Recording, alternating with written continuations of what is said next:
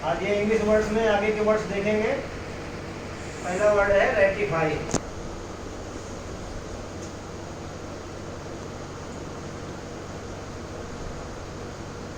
Ratify होता है, हिंदी में इसको कहते हैं अनुसमर्थन।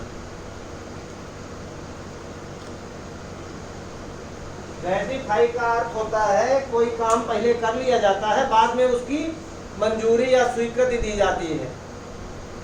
कई बार देशों के बीच में संधियां होती हैं, जो राष्ट्राध्यक्ष हैं, प्रधानमंत्री हैं या विदेश मंत्री हैं, पर्यावरण मंत्री हैं, जिस विषय को लेकर होगा, मान लो पर्यावरण को लेकर होगा तो हो सकता है पर्यावरण मंत्री हो, उस सम्मेलन में कोई ट्रीटी होती है, कोई समझौता होता है, बाद में उन देशों की संसद या सरकारें, उनकी कैबिनेट उसको मंजूर करती हैं, उस पर अपनी मोहर लगाती है कि हाँ ये हमको मंजूर है। कई देश उसको रेटिफाई नहीं करते अर्थात उसका समर्थन आगे जारी नहीं रखते। कई देश उसको रेटिफाई कर देते हैं। दूसरा रेटिफिकेशन ऐसा भी होता है कि मान लीजिए किसी अधिकारी के मातहत अधिकारी ने कोई काम कर दिया और जब किया तब अपने वरिष्ठ अधिकारी से पूछना संभव नहीं था, तो बाद में जब उसने बताया कि मैंने ऐसा काम कर दिया और अधिकारी कहता है ठीक है, इट्स ओके, कोई बात नहीं, ठीक है, कर दिया, अच्छा किया, तो इसका मतलब उसने रेटिफाई कर दिया, उसने उसको जो काम हो चुका है पहले ही उसको समर्थन दे दिया। इसको कहते हैं अनुसमर्थन। अनुसमर्थन मतलब बाद में समर्थन, पीछे से समर्थन। ठीक है, इसको अंग्रेजी में कहेंगे to make an agreement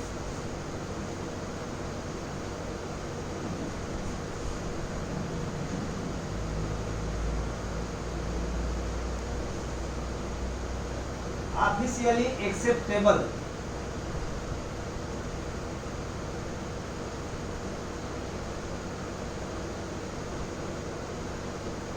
officially acceptable by voting और साइनिंग इट।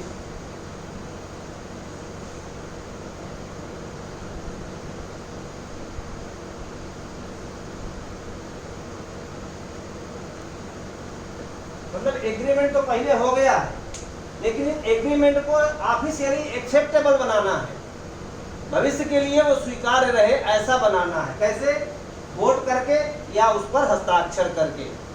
कॉन्ट्रैक्ट में भी रेटिफिकेशन होता है। एक प्रश्न आता है अवयस्क के करार में कि क्या अवयस्क, मान लीजिए कोई 18 साल से नीचे उम्र का लड़का है और वो अवयस्क है इसलिए करार नहीं कर सकता, लेकिन उसने करार कर लिया, अब वो करार तो शून्य है। तो प्रश्न आता है कि क्या वह 18 वर्ष पूरे करने के बाद उस करार को रेटिफाई कर सकता है? उत्तर है इसका नहीं कर सकता। वो उस शून्य करार को वह वयस्कता प्राप्त करने के बाद भी रेटिफाई करके वैध करार, एक अच्छा करार नहीं बना सकता, संविदा में परिवर्तित नहीं कर सकता। इलाहाबाद उच्च न्यायालय का निर्णय है, सूरज नारायण बनाम सुक्खू वहीर। इस केस में इलाहाबाद उच्च न्यायालय ने कहा है कि कोई भी अवयस्क अवस्था के दौरान किए गए करार को रेटिफाई करके वैलिड या इन्फोर्सेबल नहीं बना सकता। आप इसका यूज कर सकते हैं वाक्य में, ए minor can not ratify an agreement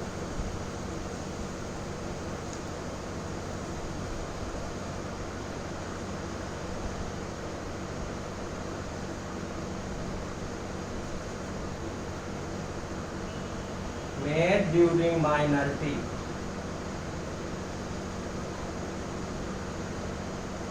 Made during minority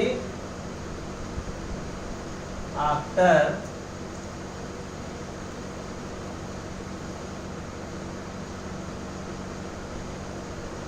इसको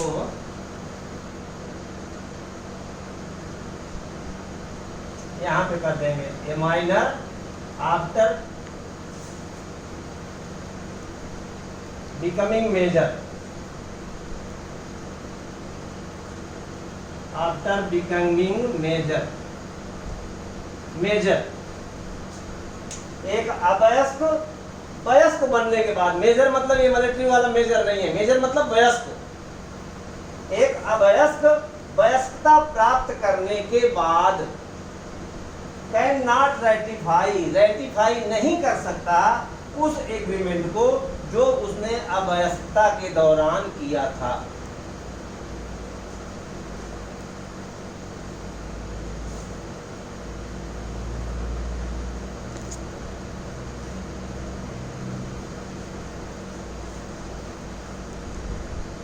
दूसरा सेंटेंस बना सकते हैं आप, a number of countries, a number of countries have refused to ratify the treaty.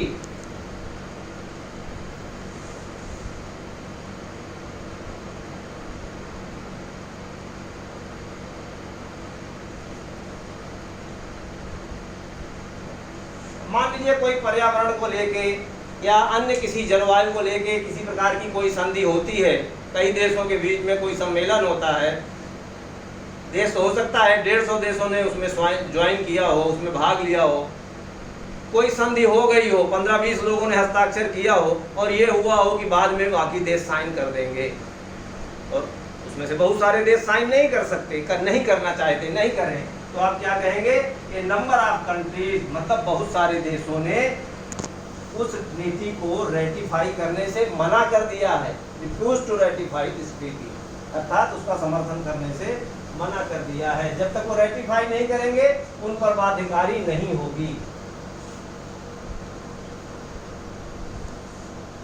Receiver,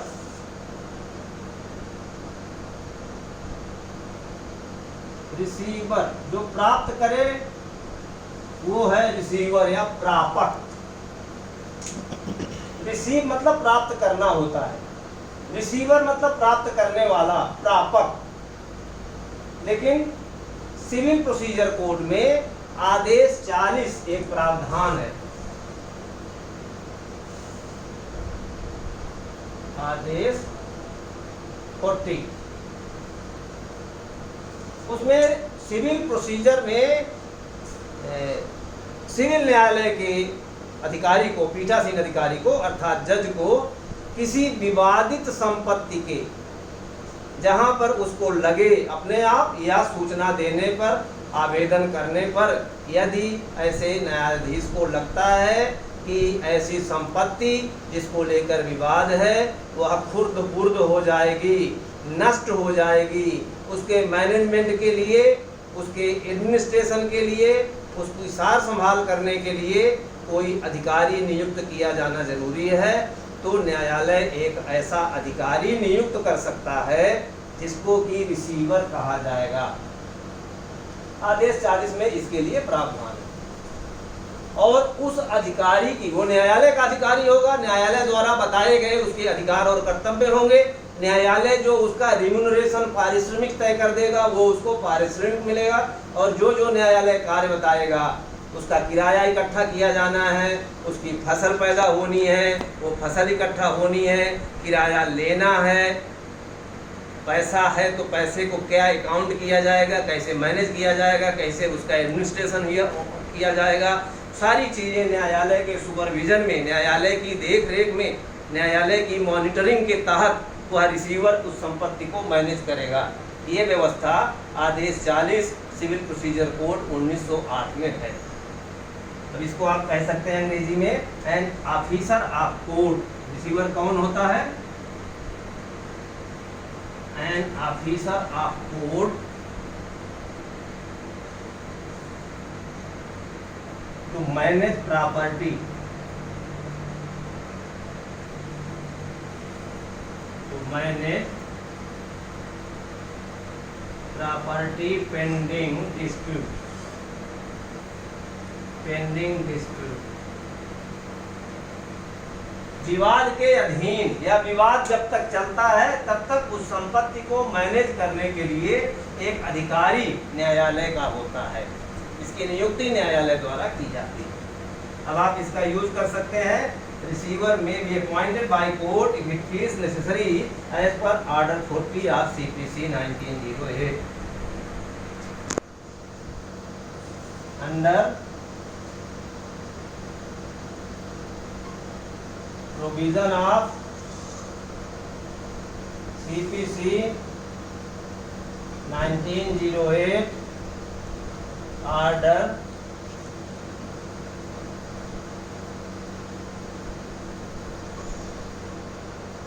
ये 40, इसको 40 कहेंगे। ये रोमन का 40 है, ये L मीन्स 50 और ये 10 लग गया इसके पीछे तो ये 40 है। आप ऐसे भी लिख सकते हैं order 40 a court can appoint a receiver of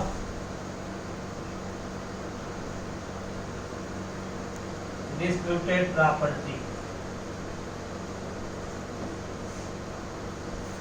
विवादित संपत्ति के लिए न्यायालय कोई रिसीवर या प्रापक नियुक्त कर सकता है। इसके लिए प्रावधान कहाँ है? सिविल प्रोसीजर कोड 1908 आदेश संख्या 40।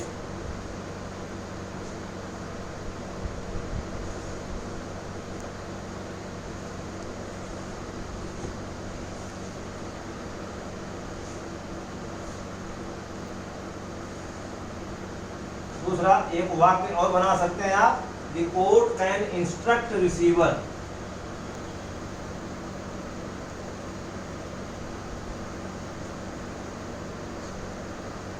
कोर्ट कैन इंस्ट्रक्ट रिसीवर मतलब प्रापक को निर्देश दे सकता है to manage a business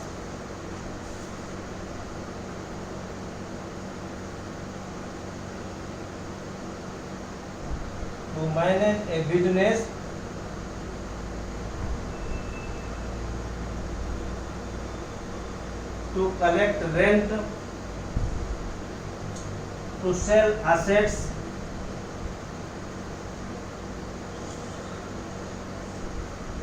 and to preserve the property under dispute।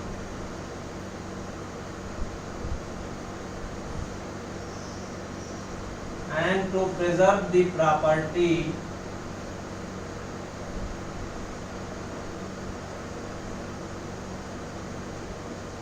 under dispute। मतलब न्यायालय निर्देश दे सकता है रिसीवर को। क्या क्या निर्देश दे सकता है? मैनेज ए बिजनेस, किसी व्यापार का प्रबंध करे। टू कलेक्ट रेंट, किराए की, अगर हो सकता है कोई भवन हो जहां से किराया आ रहा हो, कलेक्ट रेंट किराए की वसूली करना, प्राप्ति करना। टू सेल असेट्स, जायदाद के विक्रय, संपत्तियों के परिसंपत्तियों के विक्रय। And to preserve the property under dispute, और संपत्ति की प्रिजर्व मतलब संरक्षण की। इन सब निर्देशों से या किसी एक चीज का कोई भी निर्देश जो न्यायालय उचित समझे वो दे सकता है।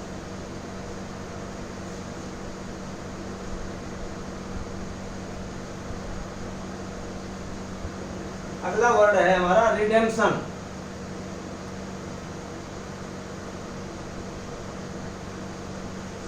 रिडेम्पशन, रिडेम्पशन को हिंदी में कहते हैं विमोचन। विमोचन, विमोचन का मतलब क्या है? मोचन, मोचन मतलब मुक्त होना, मोचन से विमोचन बना है। जब कोई बंधक ग्रहीता अपनी संपत्ति बंधक में देता है तो जब बंधक ऋण का भुगतान करता है, बंधक ग्रहीता को वह बंधक की राशि दे देता है जितने में शरीफ संपत्ति बंधक हुई थी, और अपनी संपत्ति वापस ले लेता है, तो इसको विमोचन कहते हैं। अंग्रेजी में रिडेम्पशन कहते हैं। रिडेम्पशन एक इक्विटेबल राइट है, और ये राइट ऐसा है कि इसको फार्गो नहीं किया जा सकता, इसको बंद नहीं किया जा सकता, स्टैट्यूटरी राइट है। और इसीलिए ये मॉर्टगेज में आप लोग पढ़ेंगे, once a mortgage always a mortgage, एक बार बंधक सदैव बंधक। कोई बंधक ग्रहीता रिडेम्पशन के अधिकार पर रोक नहीं लगा सकता यदि बंधक कर्ता बंधक के अंतर्गत लिए गए ऋण का भुगतान ब्याज सहित खर्चों सहित करने को तैयार है, इस योग्य है, तो बंधक ग्रहीता बंधककर्ता के रिडेम्पशन के अधिकार पर रोक नहीं लगा सकता। इसके लिए अंग्रेजी में एक प्रोवर्ब है, no clog on redemption, there can not be a clog on redemption. विमोचन पर कोई रोक नहीं होगी, ये स्टैट्यूटरी राइट है उसका। और ये अंग्रेजों मतलब इंग्लैंड में करीब 300-400 साल पहले कोई केस हुआ था, उस केस पर आधारित एक परंपरागत ये अधिकार है जो कि स्टैट्यूटरी रूप दे दिया गया है। रिडेम्पशन को क्या कहेंगे? Redemption is buying back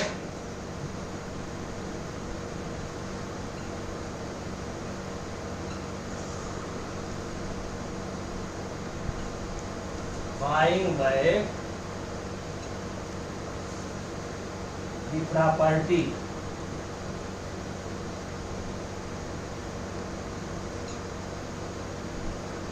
after tendering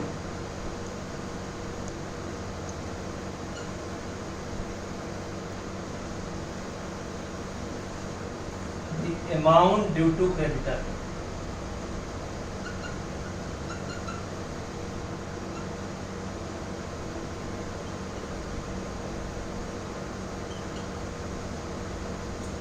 amount due to creditor, ऋणदाता को जो धनराशि देय है, अमाउंट ड्यू मतलब इसको देय है, आफ्टर टेंडरिंग उसको दिए जाने के बाद अर्थात उसका भुगतान किए जाने के बाद क्या होता है? बाइंग बैक दी प्रॉपर्टी, एक तरह से उस संपत्ति को वापस खरीदने जैसा होता है। संपत्ति तो उसी की है लेकिन उसने उसका कब्जा दे दिया बंधक के तहत मान लीजिए, तो उतना ऋण और ऋण पर जो ब्याज वगैरह होगी वो सारे जो भी इसको देय है उस सब को भुगतान करने के बाद उस संपत्ति को वापस लेने की प्रक्रिया को ही रिडेम्पशन कहा जाता है।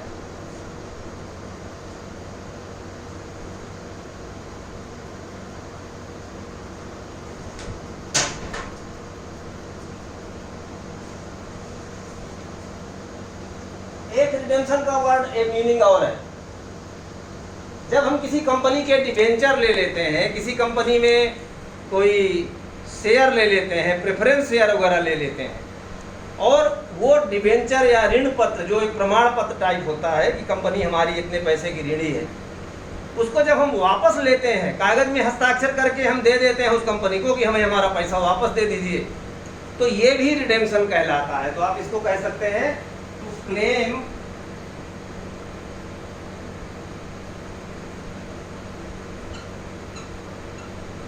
पेमेंट ऑफ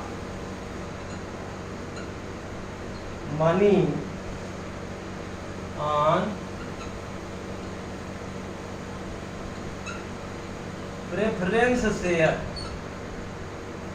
और डिबेंचर।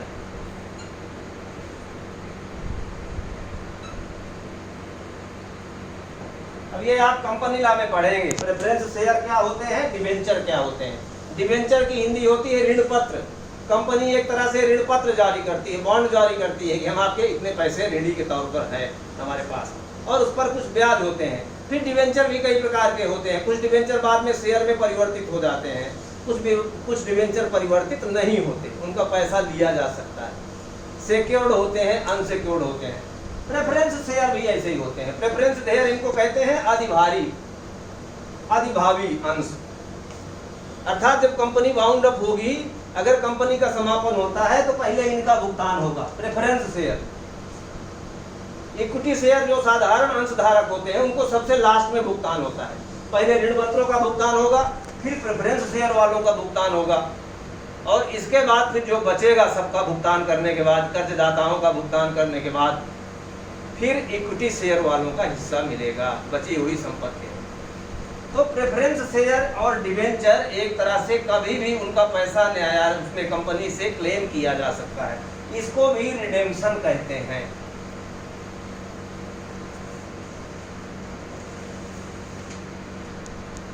अब आप इसका वाक्य बना सकते हैं, right of redemption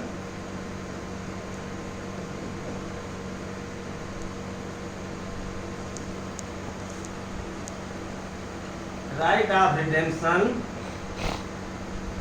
cannot be taken away विमोचन के अधिकार को छीना नहीं जा सकता। टेकन अवे मतलब लिया नहीं जा सकता, उसको उससे व्यक्ति को दूर नहीं किया जा सकता।